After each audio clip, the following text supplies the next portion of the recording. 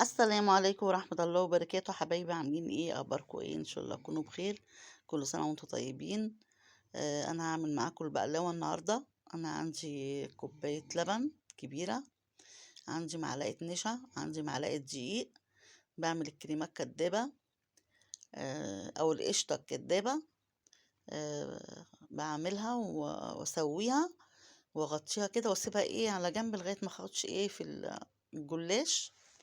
هقطعه بقى اوريكم طريقة حلوة، طريقة الحجاب دي. أنا معايا طبعا ورقة جلاش، هقطع دي على أربع أطوال. باخد الأطوال دي، بعملها زي الحجاب. ما بحطش حشوة، ما بحطش مكسرات، ما بحبش احط السوداني، ما احطش الزبيب، ما احطش اي حاجة. انا باخد القطع كده. انا بعملها زي الحجاب واظبطها. انا ما رضيتش اعملها خفيفة، بس انا بوريكم لما هتطلع خفيفة يعني مش هتبقى حلوة قوي. فانا باخد الاطوال دي واقطعها وبخليها بالعلو بتاع الخمسة الستة السبعة اللي فيها، بخليهم بعملهم ايه حجاب. واللي بتطلع مثلا ناحية مش مظبوطة بظبطها وبعمل ايه اللي بيطلع منها حشو من جوه.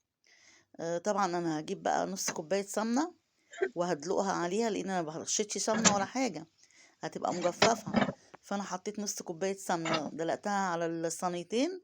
بص طالعة بقى اللون الجميل، اللون التحفة. الحاجة طبعا جميلة لما تعمليها ببيسك، ليها شكل جميل وليها طعم جميل. انا بوريكم بقى كان في البص اللي عملتهم رقيقين. بص بتطلع رقيقة ازاي وناشفة. وطبعا عملت اللي هي ايه التخينة، اللي هي اللفة كلها خدت منها ايه الحجاب، قسمت منها الحجاب.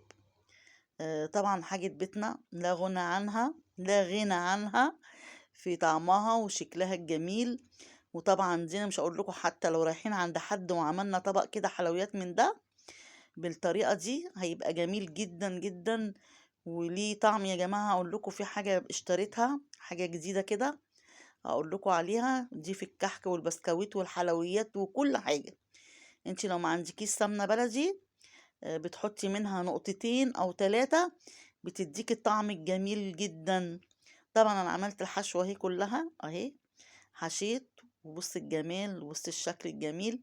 طبعا الهناك دول ما حشيتهمش من قلبهم، سبتهم زي ما هما فاضيين. وجبت الكريمة القشطة الكدابة، بقيت ارش عليها كده ايه من بره. وحاجة تستاهل بقكم والله، جميلة، جربوها جميلة جدا جدا طريقة الحجاب دي. واشوفكم على خير في فيديو قادم ان شاء الله. وبعودنا الايام، وان شاء الله في فيديو كنافة برضو هنزله لكم والزبادي. معلش انا متأخرة شوية، انا عارفة ان انا كسولة. واشوفكم على خير ومع السلامة.